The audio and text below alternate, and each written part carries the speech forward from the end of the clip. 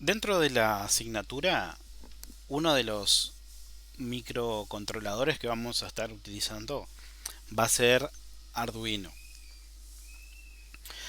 porque es muy fácil ilustrar conceptos como sensores, motores, cómo funcionan, cómo controlarlos e implementar pequeños sistemas retroalimentados que, que nos sirven para analizar sistemas más complejos.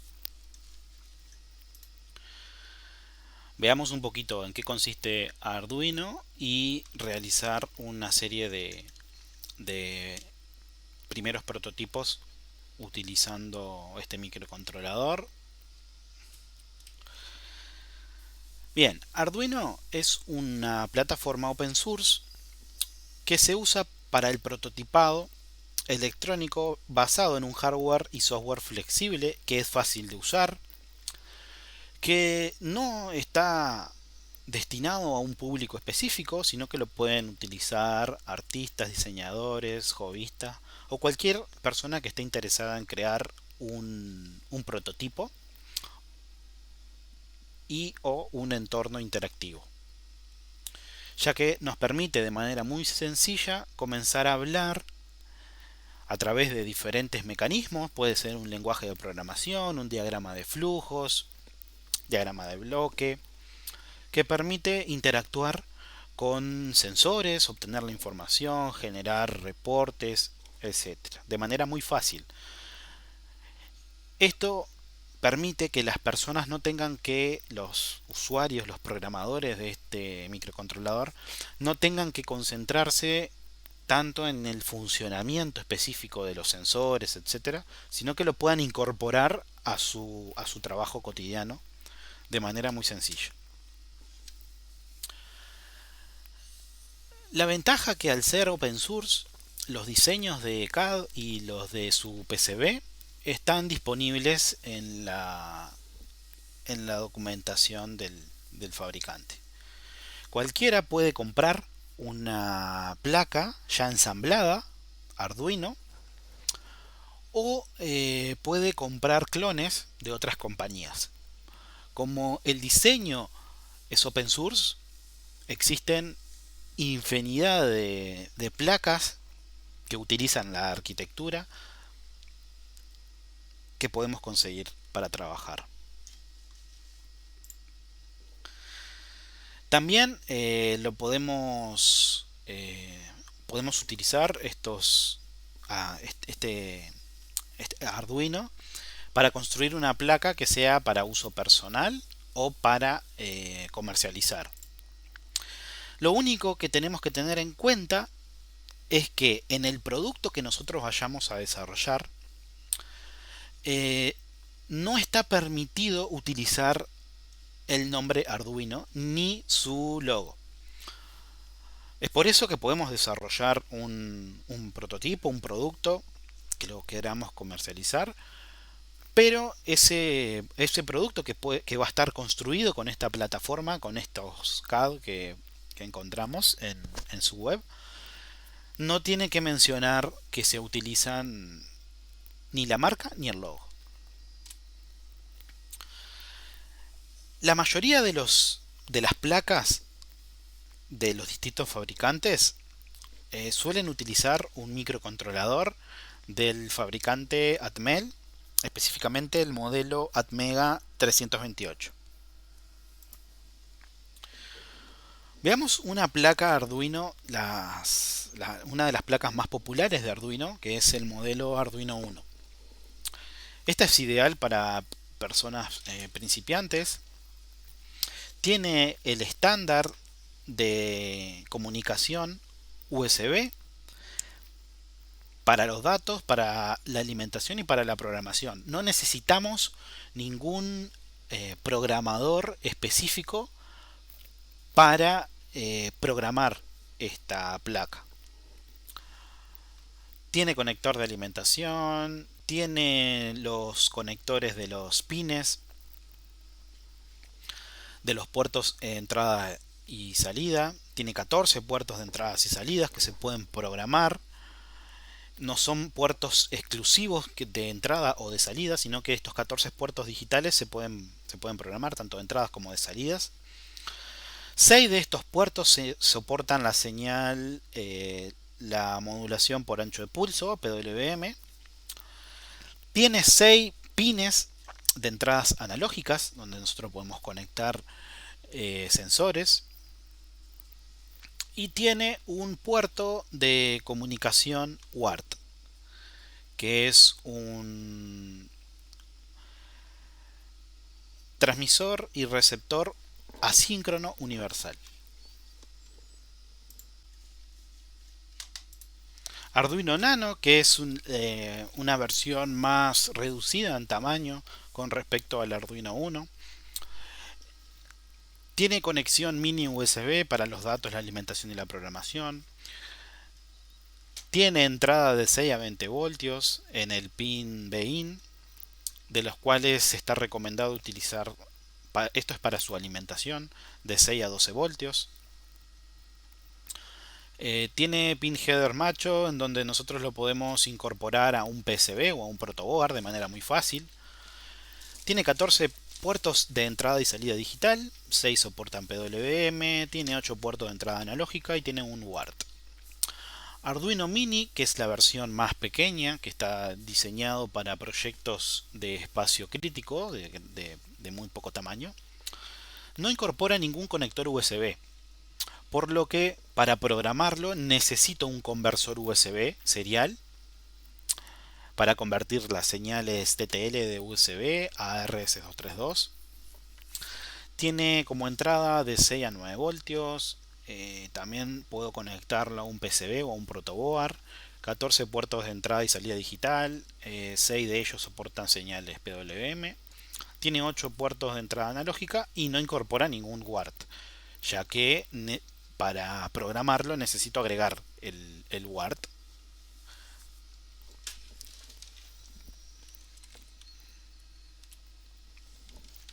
Arduino Mega, que se utiliza para, que es la placa que tiene mayor tamaño, en donde se agregan más puertos de entrada-salida, se utiliza el estándar USB, se agregan más pines digitales, 54 puertos de entrada-salida digitales, 15 soportan PWM y 16 puertos de entrada analógica. También se agregan más UART, se agregan 3 UART en Arduino Mega. Y entre ellos, entre todas estas placas, los conectores más comunes que tenemos son el de GND, el de 5 voltios para poder utilizarlo en nuestro PCB, 3,3 voltios, BINT, en donde es una entrada de 6 a 12 voltios que no pasa por ningún regulador, un pin de reset, los digitales que están nombrados desde X, desde D y el número del pin. Los digitales, que pueden ser ambos digitales de entrada o de salida, ¿no? Que soportan señales PWM, los que tienen esta viborita, los que soportan señales PWM. En los digitales, la entrada y la salida soportan dos valores, o 0 o 5 voltios, o falso o verdadero. Los valores de PWM van desde 0 a 255. Y las entradas analógicas, que se representan con A y el número del pin, toma valores desde 0 a 1024. Tiene un conversor analógico digital de 10 voltios, de 10 bits. Existen conectores que son compartidos, entre ellos destacamos el D0, el digital 0, que es el RX del UART 0, del UART que se comunica con el puerto de programación, y el D1 también, entre otros. También tenemos soporte para el conector ISCP, que es cuando queremos programar, por ejemplo, un Arduino desde otro Arduino, habilitar el modo en programación. Acá vemos un ejemplo de un Arduino Uno modelo R3, revisión 3, en el cual esta es el modelo original y a la izquierda está el modelo que se llama Funduino, que es diferente al original, o sea, construido por un fabricante diferente, pero siguiendo el mismo esquemático. Utilizan el Atmega en su versión Deep.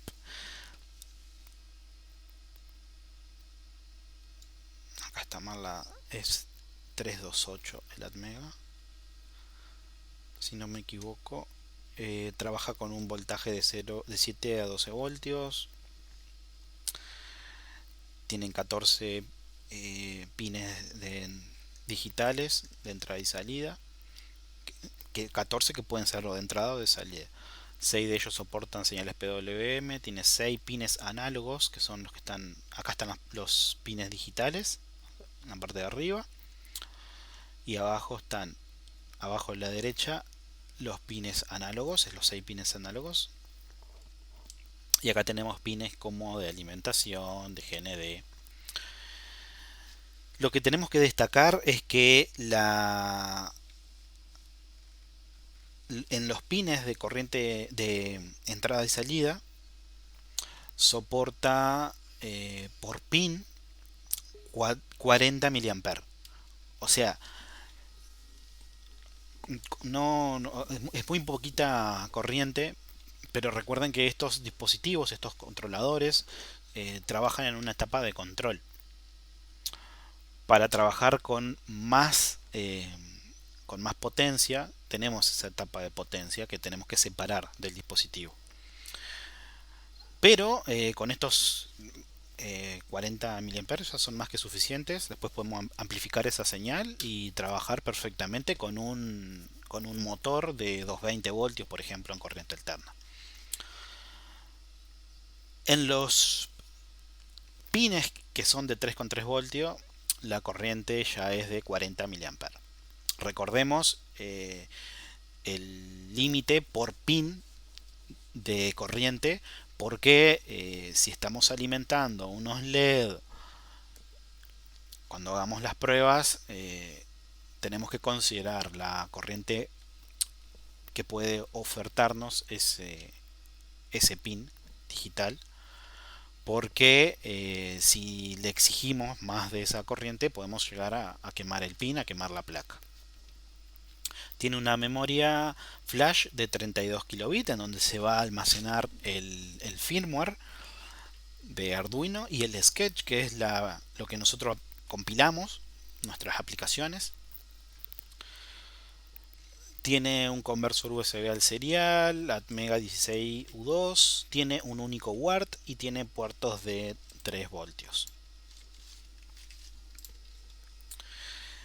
Si analizamos el layout, acá podemos identificar, esta es la parte de arriba que mencionamos, los pines digitales, los pines analógicos. Es importante destacar que el pin digital 13 tiene una resistencia y un LED en la placa incorporado.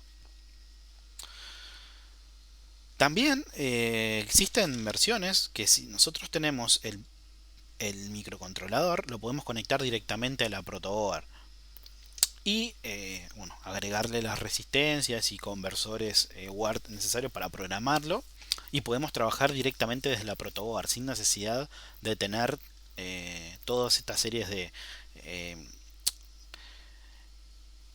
limitadores de tensión, condensadores, pulsadores. Bueno, imagínense que estemos realizando un dispositivo, un prototipo que necesita de batería. Bueno, lo que necesito es que se optimizar lo más posible mi circuito. Entonces podemos conectarlo directamente a través de el microcontrolador, conectándolo directamente al protoboard o a nuestro PCB. Bien, acá podemos ver los que tienen los pines digitales que tienen soporte para señales PWM.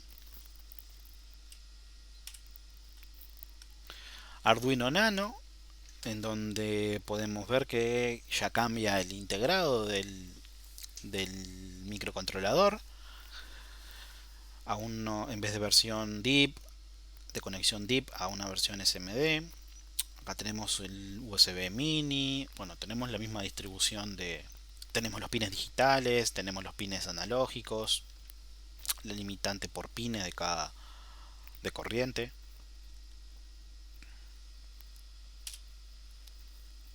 El esquemático de que del el pinout, que es lo que de cada pin, que es lo que hace. Y como les comentaba, también existe esa versión de que nosotros podamos instalarlo en nuestra propia protoboard. Podemos construirlo directamente nosotros al a la plataforma. Esta es de un fabricante que se llama Boarduino, en el cual nos venden todos los componentes por separado y nosotros podemos ensamblarlo. Esto lo que nos hace es disminuir en costo.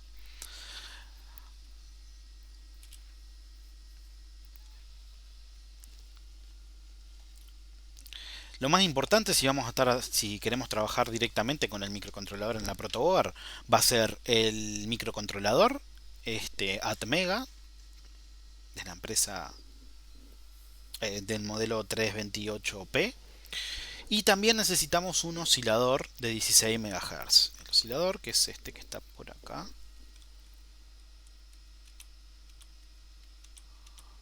Acá. Podemos hacerlo funcionar a velocidades menores de 16 MHz. En el caso de que estemos construyendo un prototipo que necesite una batería, por ejemplo, podemos reducir la frecuencia de trabajo del oscilador para darle más autonomía a la batería. Luego se agregan los componentes adicionales, resistencias y capacitores a la placa, para construir la placa. La compilación de Arduino lo hacemos desde el IDE.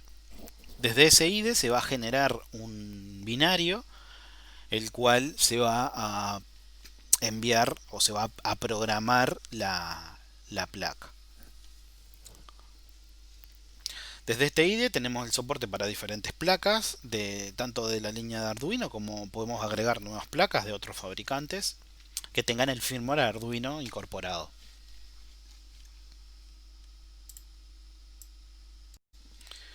Bien, el código de Arduino es bastante sencillo. La estructura que tiene un sketch o una aplicación en Arduino es la siguiente. Vamos a programar en C. Arduino se desarrolla en las aplicaciones en C, lo cual nos facilita mucho la tarea de aprendizaje de programación. Se puede programar directamente el Atmega en código de ensamblador de bajo nivel, pero ya necesitamos más meternos en temas de arquitectura, de cómo está el set de instrucciones del Atmega. Pero Arduino nos permite que, si implementando ese firmware en el microcontrolador, nos permite que podamos programar directamente desde C. Con lo cual las aplicaciones, los sketches que carguemos, van a tener la siguiente estructura. Una función que se llama void setup y otra función que se llama void loop, las cuales la void setup se ejecuta una única vez luego de que la placa, al momento de darle alimentación, va a hacer sus chequeos pertinentes y va a ejecutar el código una única vez de lo que está en esta función. Cuando procesa la última línea de esta función, va a ejecutar la función void loop y, como su nombre lo indica, va a estar en loop la función. Es decir que se va a ejecutar todas las instrucciones que estén acá en esta función. Cuando se llega a la última instrucción, automáticamente se va a pasar a ejecutar la primera instrucción dentro de este loop. Esto está en bucle, de continuo. Mientras tenga alimentación, va a estar haciendo esta tarea. Acá podemos ver un ejemplo en el void setup en donde se inicializa la comunicación serial con el equipo utilizando una velocidad de 9600 baudio y se imprime un mensaje en ese puerto serie. El puerto serial va a ser el UART, el que tenga el equipo, el UART 0. Dependiendo de la placa que tengamos, podemos tener serial 1, serial 2, que son los diferentes UART que tiene esa placa. Y lo que este serial 0 está conectado automáticamente en un Arduino 1 al puerto USB, al conversor USB RC232. Entonces esto significa que en la comunicación entre la placa y el PC en donde está conectado se va a establecer una conexión serial y se va a enviar este mensaje. Desde el PC, ¿qué podemos hacer? Iniciar una terminal, conectarnos al puerto lógico COM que esté asignado a ese dispositivo, y si establecemos la misma velocidad de transferencia de datos, vamos a poder ver ese mensaje. Y luego en el void loop lo que hace es imprime en ese canal el mensaje hola mundo, y lo va a imprimir siempre y cuando tenga alimentación. Ahora veamos el primer ejemplo, que es encender y apagar un LED en esta plataforma. Para hacer el primer ejemplo vamos a utilizar la web de Tinkercad, que nos proporciona un simulador que es bastante interactivo para comenzar. Lo primero que hacemos es, vamos a crear un nuevo circuito, y este circuito va a estar compuesto de, en la pestaña Arduino, seleccionamos Arduino, vamos a agregar una nueva placa de pruebas junto con una breadboard, con una protoboard. Entonces tenemos la placa Arduino 1, en este caso, y lo tenemos conectado ya a nuestro protoboard. La línea de 5 voltios la llevamos al riel de 5 voltios en la protoboard, y la de GND hacia GND. También conectamos los rieles de alimentación de la parte inferior con la superior de la protoboard para tomar alimentación, para tener alimentación en ambos rieles, ¿no? Entonces lo primero que vamos a hacer es, vamos a agregar a nuestra protoboard un LED.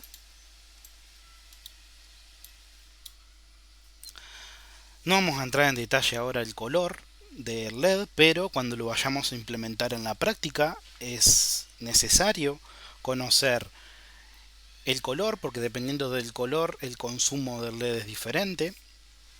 Tenemos que conocer el tamaño del LED, ya que en función del tamaño los valores de corriente y de tensión son diferentes. Pero si realizarían esta prueba con un Arduino física, la protoboard, conectado con este mismo esquemático, si conectamos un LED de 3 milímetros, por ejemplo, a la alimentación, vamos a ver de que el LED no, si lo polarizamos bien, el LED tiene una polarización a la hora de hacer las conexiones. Si nosotros invertimos esa polarización, el LED no va a encender, no va a circular corriente entre el ánodo y el cátodo, por lo que no funcionaría. Pero si lo conectamos correctamente, el ánodo lo conectamos al positivo, el cátodo lo conectamos al negativo, vamos a seguir utilizando el mismo color de colores para asociar a la tensión positiva, y cuando es GND lo pasamos a color negro. GND es una tensión de referencia. No tenemos que confundir con que GND siempre va a tener un 0 voltio. Es una tensión que vamos en el momento que queremos analizar un circuito, tenemos que tener un punto de referencia. Puede ser 0 voltio, puede ser cualquier otra tensión. En este caso son 0 voltios. Ahora, si hiciéramos esta conexión físicamente, el LED no se dañaría rápidamente, pero como lo estamos alimentando con una tensión superior y una corriente superior, le acortaríamos la vida útil.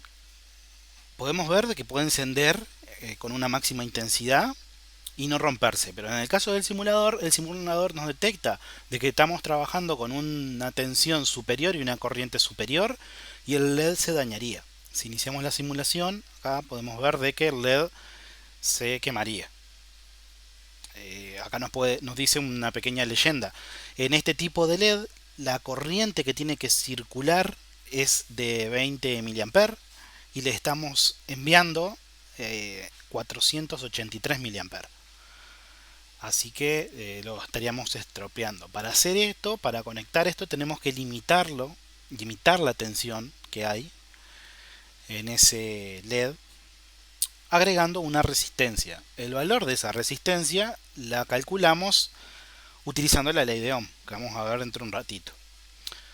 Pero quitando esto, o sea, si lo fuéramos a hacer en la práctica real, le acortaríamos la vida útil al LED y se puede quemar incluso en ese momento también. Arduino Uno proporciona una resistencia que va desde el pin 13, con lo que los primeros LED que vayamos a encender, el pin 13 ya tiene una resistencia. ¿Por qué? Porque tiene un LED embebido en su propia placa. Incluso acá lo podemos ver, el LED que está parpadeando acá es un LED que está conectado al pin 13 y pasa a través de esa resistencia limitadora de corriente para que este LED parpadee. Este LED se tiene como indicador para cargar las pruebas, incluso para cargar el primer ejemplo en Arduino para verificar que realmente funciona la carga, como es esto que es el Hola Mundo en Arduino, que es encender y apagar un LED. Nosotros lo que vamos a hacer es, vamos a detener la simulación y vamos a conectar directamente el ánodo, o sea, donde va la tensión positiva, al pin 13. Como ya está embebida esta resistencia en este LED on board, no es necesario que nosotros la agreguemos. Ahora lo que vamos a hacer es vamos a ver el código de esto. Vamos a verlo en modo texto. Este código es bastante sencillo. Recordemos que tenemos el void setup que se ejecuta una vez luego de que la placa se alimentó, y el void loop es un ciclo en el cual se ejecuta mientras la placa tenga alimentación. Entonces lo primero que se va a hacer es se va a declarar el pin digital 13 como salida, va a emitir 5 voltios. Luego eso es la función de inicialización cuando el equipo se energiza. Y luego con el comando digital write acepta dos argumentos. El primero es el número del pin digital y el segundo es el valor que queremos escribir en ese pin digital.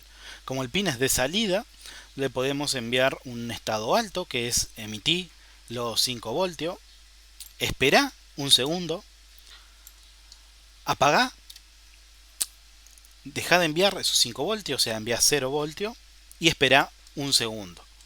Entonces lo que va a hacer esto es encender el LED un segundo, apagarlo, esperar un segundo y volver a encenderlo. Recordemos que esto se ejecuta en un loop, ¿no?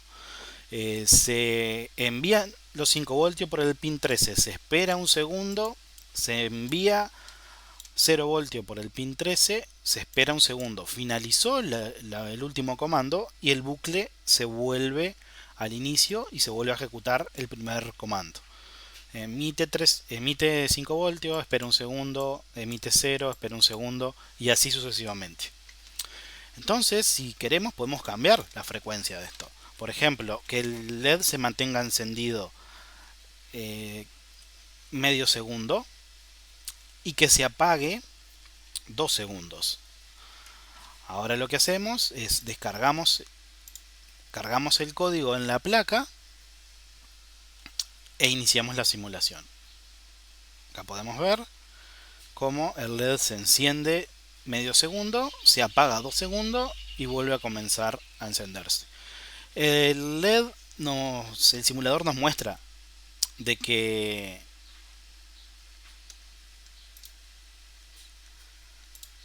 que hay un error acá. No nos debería mostrar ningún error porque porque internamente Arduino Uno tiene una resistencia. Si ustedes lo fueran a implementar en la práctica, esto cuando lo hagan, van a ver de que la corriente se limita realmente gracias a esa resistencia que hay. Si lo conectáramos en otro pin, ahí sí, la corriente no se limitaría. Pero recordemos que por cada pin digital se establece que pueda emitir un máximo de 50 mA. No como hoy que le estábamos mandando casi todo lo que le llegaba del USB. Casi los 500 mA del USB le estábamos mandando. Entonces, este sería nuestro primer hola mundo con Arduino. ¿Qué tenemos que obtener acá? Es la forma de conectar el Arduino a un protoboard. Si bien podemos eliminar el protoboard y hacer todas las conexiones directamente, pero lo más parecido a hacerlo en la práctica es utilizar el protoboard, que sepan cómo conectar los cables con el protoboard, porque cuando estén armando algún prototipo tienen que saber cómo se conectan. Dentro del protoboard, los rieles de alimentación, eso va en función del tipo de protoboard que tengan. Hay algunos protoboard, como por ejemplo el que usamos acá en el simulador, en el cual los rieles de alimentación tienen conectividad, esto internamente, están todos conectados en horizontal, los de conectividad, acá están todos conectados, se puede ver que se resalta en verde, y los de arriba de alimentación también.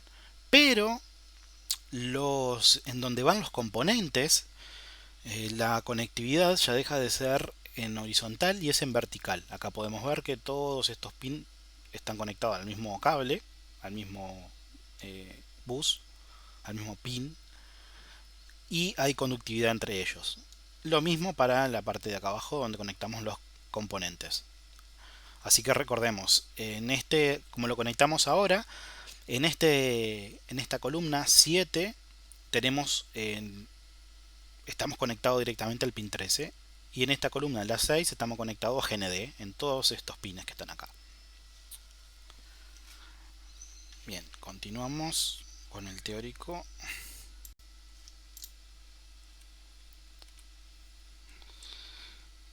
Continuemos. Si lo fuéramos a implementar utilizando otro pin, tenemos que limitar la corriente, como acabamos de mencionar.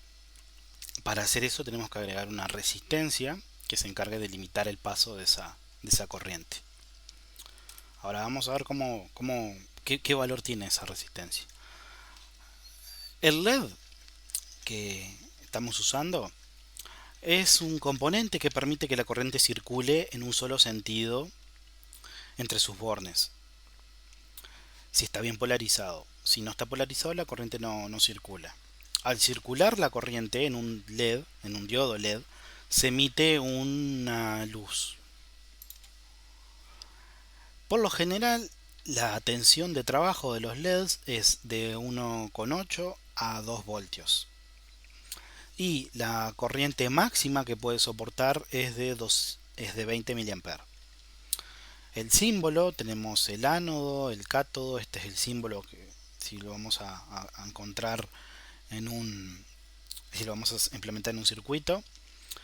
Visto de arriba, el LED en el lado del cátodo tiene un lado más recto, no es todo circular.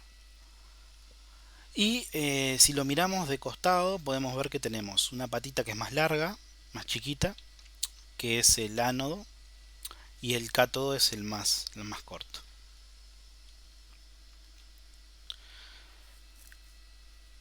Bien, acabamos de contestar esta pregunta viendo en el simulador qué es lo que ocurre. El LED se quemaría.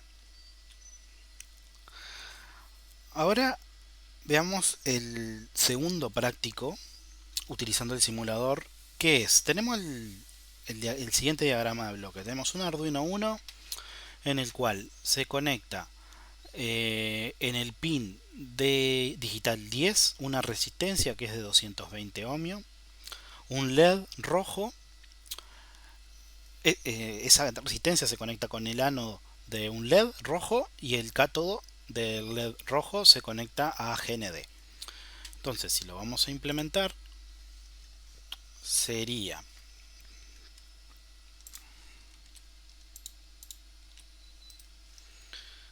así de esta manera.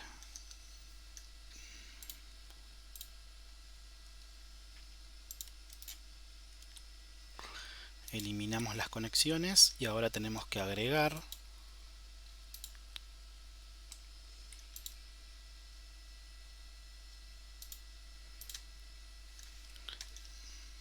la resistencia de 220 ohmios.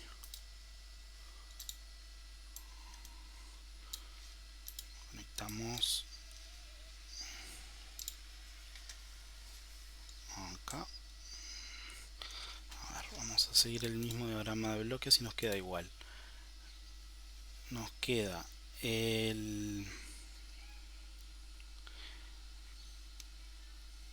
la resistencia se conecta al pin digital 10. La conexión atraviesa la resistencia y llega al ánodo del LED. Luego, el cátodo del LED se conecta a GND. Y ahora vamos a modificar el código. Le tenemos que dar un valor a la resistencia.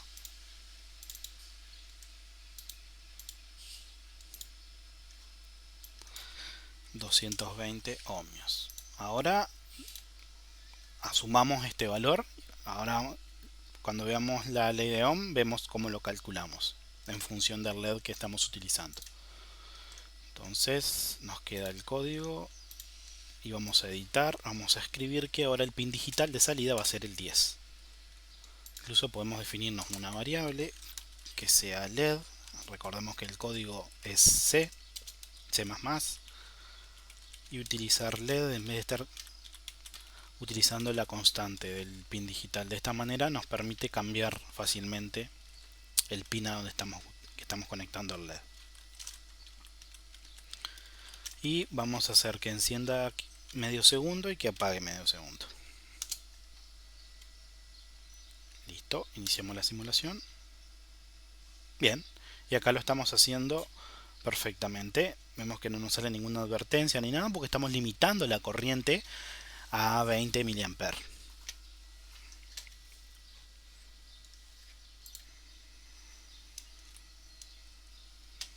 Bien, continuamos.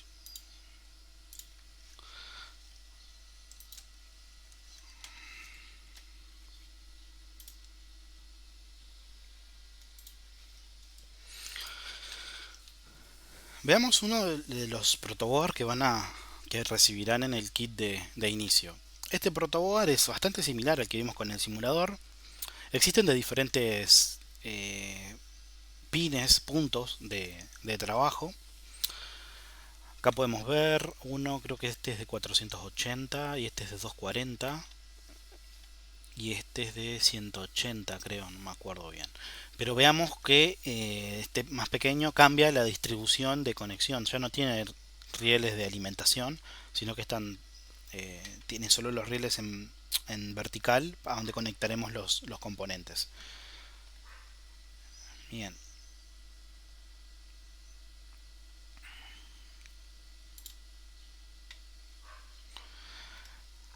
Siempre que cuando necesitemos utilizar alimentación dentro de nuestros circuitos, vamos a sacar alimentación del propio Arduino, de los pines GND y 5 voltios o de 3,3 voltios en el caso de estar necesitando 3,3 voltios. Tenemos que energizar ambos rieles de la protoboard para después utilizar en los componentes que vamos a estar trabajando. Bien,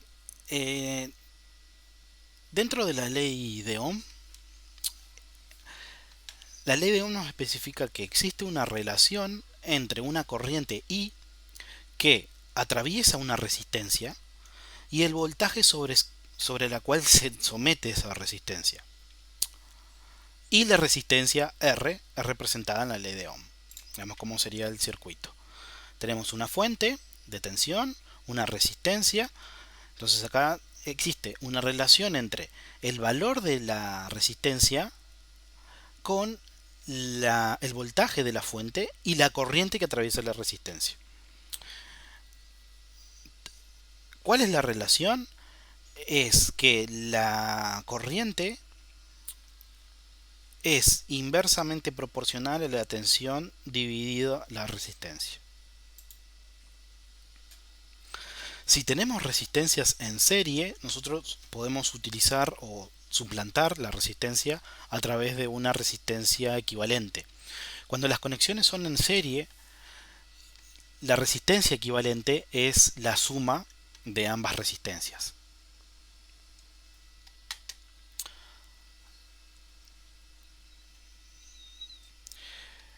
Bien, entonces la resistencia total o la equivalente entre estos dos bornes es igual a la suma de R1 más R2. La corriente total que atraviesa el circuito es igual a la corriente que atraviesa a la resistencia 1, que la podemos llamar I1, y la corriente que atraviesa la resistencia 2, que es I2. Eso es igual a el voltaje total suministrado por la fuente sobre la resistencia total. Podemos calcular el voltaje total más el voltaje, la caída de tensión que haya en esta resistencia y la IB2.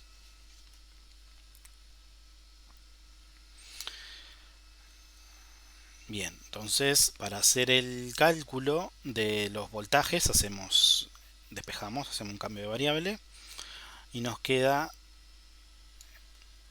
que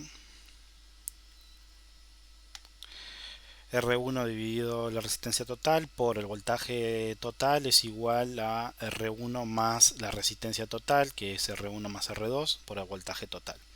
Así podemos calcular el voltaje que atraviesa la caída de tensión de R1 y el voltaje de B2, la caída de tensión de B2. La suma esa es una de las leyes de Kirchhoff, la suma de las caídas de tensión en un circuito es igual a la sumatoria de las fuentes que proporcionan tensión a ese circuito. Si tenemos conexiones en paralelo de las resistencias, ya la resistencia equivalente no se calcula sumando cada una de ellas, sino que la inversa de la resistencia equivalente es igual a la suma de las inversas de cada una de las resistencias.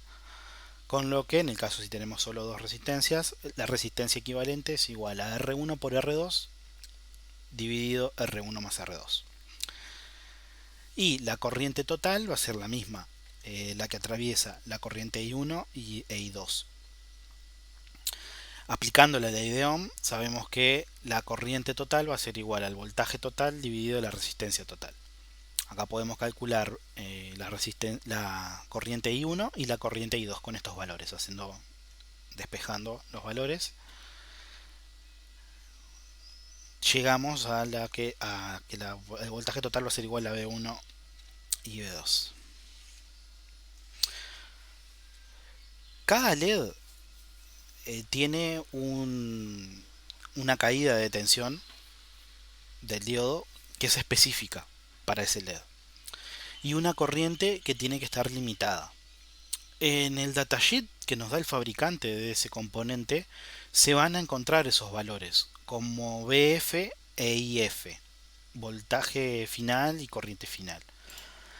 Por ejemplo, acá podemos ver el datasheet de un fabricante que nos dice que el voltaje de F va a ser igual a 1,9 voltios y la corriente 20 mA. Si excedemos los valores tanto de tensión como de corriente, vamos a provocar de que el LED se queme o que el LED funcione mucho menos tiempo del que para el que fue diseñado. Es por eso que para conectar un LED a los 5 voltios de Arduino tenemos que agregar esa resistencia que actúa como divisor de tensión. De esta manera el voltaje que cae sobre el LED va a ser BF y la corriente no va a exceder IF. Veamos un ejemplo para esto. Tenemos un LED que el fabricante nos dice que tiene que alimentarse con una tensión de 1,9 voltios y una caída y una corriente máxima de 20 mA. La resistencia debe tener una caída de tensión desde los 5 voltios, si en el caso de que lo estemos conectando con Arduino, van a ser 5 voltios, o el voltaje de la fuente que utilicemos, menos lo que va a consumir el LED. Esto nos dice que la resistencia tiene que tener una caída de tensión de 3,1 voltios. Ahora, sabiendo que con que la corriente máxima que puede circular a través del LED van a ser 20 mA, aplicamos con estos valores la ley de Ohm.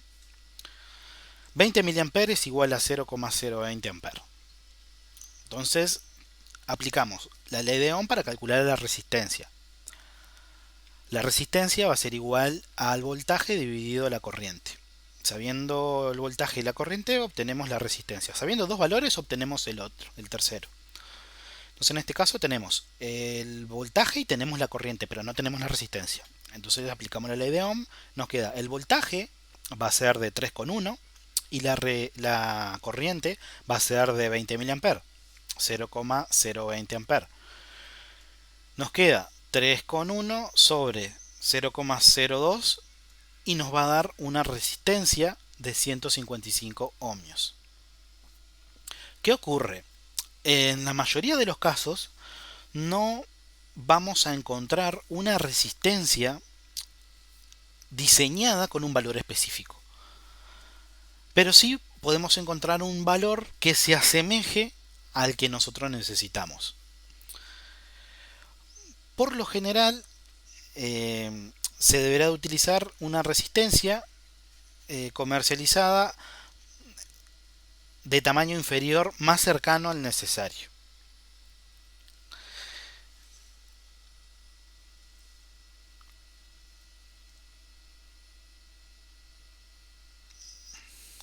Acá quedó mal, debería de ser la resistencia que le sigue al valor del fabricante.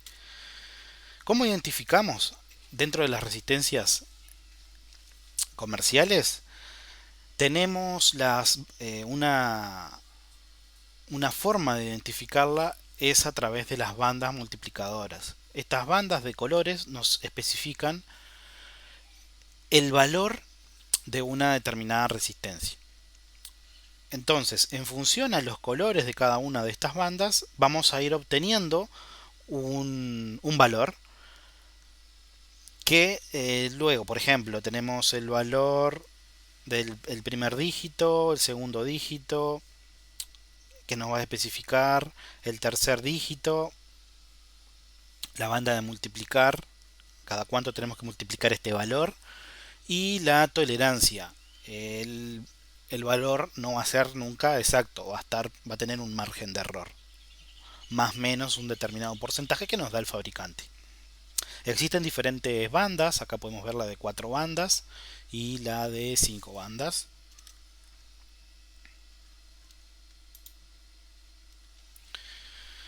Dentro de los otros componentes que vamos a estar utilizando van a ser los pulsadores. Un pulsador es un interruptor.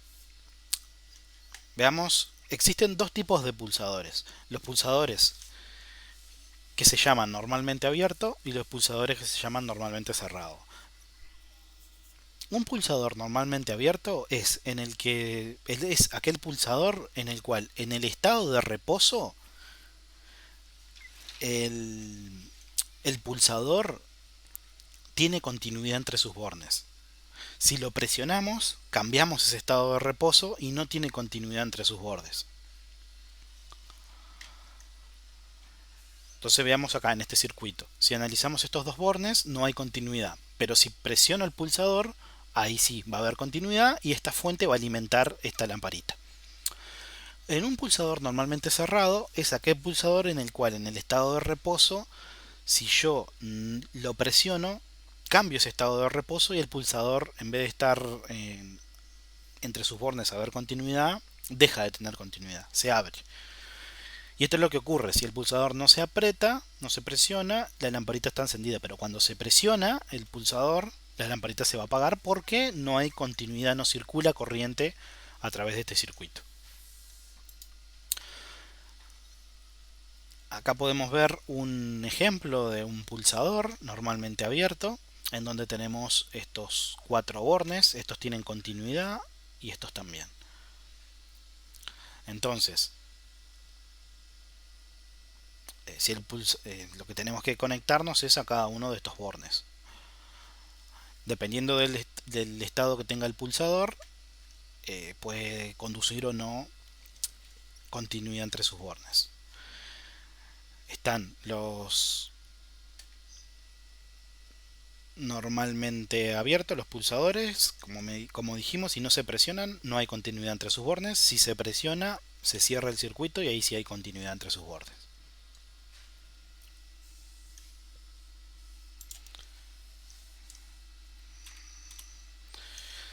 Bien, veamos qué ocurre si queremos conectar un pulsador a un Arduino.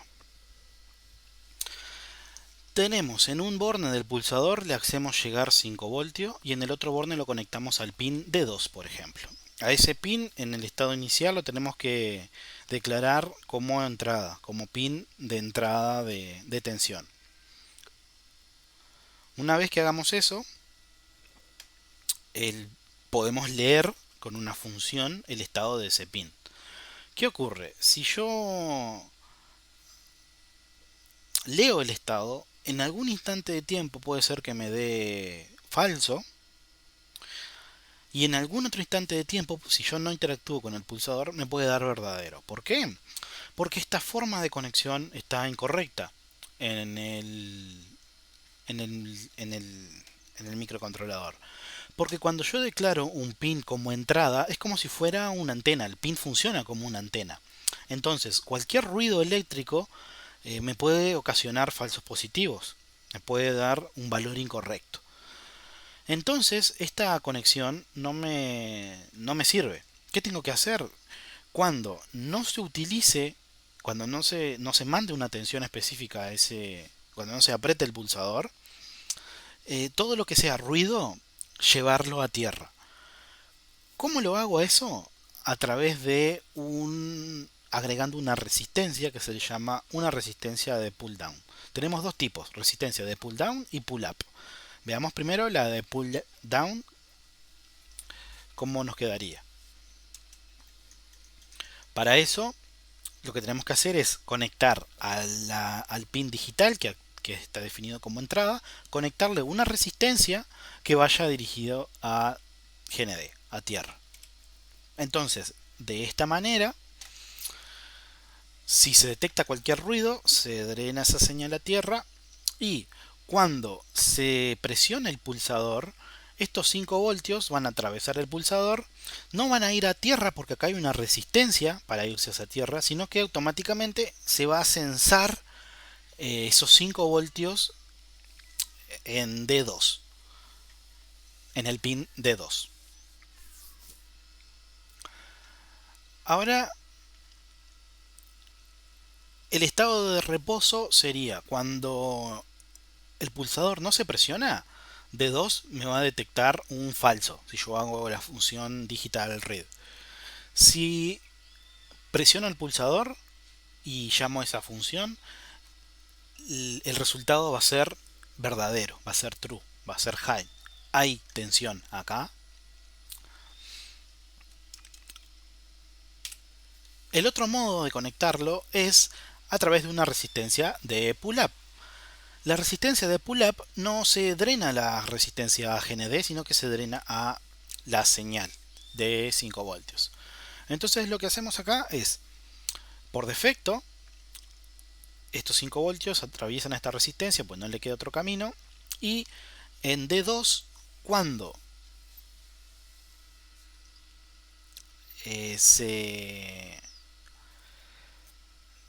se solicite, se haga un digital read, va a obtener un verdadero, va a obtener los 5 voltios, porque no hay ninguna caída a tierra acá, no hay ningún GND. Es como si obtuviera directamente estos 5 voltios, pero cuando se presiona el pulsador normalmente abierto, esta corriente se va a ir hacia GND y no hacia D2. Entonces, cuando no se aprieta el pulsador, D2 va a detectar un estado high, un alto. Cuando se presiona el pulsador, se va a detectar un estado a GND. Existe internamente, ¿qué ocurre? Si tenemos varios pulsadores en nuestro prototipo que estamos haciendo, tenemos que conectar en cada uno de esos pulsadores una resistencia de pull down. Pero si Arduino nos proporciona una función que se llama input pull up. Esto que es internamente cada pin se va a conectar a esta resistencia de pull up. Ya incorpora una resistencia de pull up. Entonces, eh, a través de las resistencias de pull up y de pull down podemos conectar nuevos pulsadores a nuestros prototipos.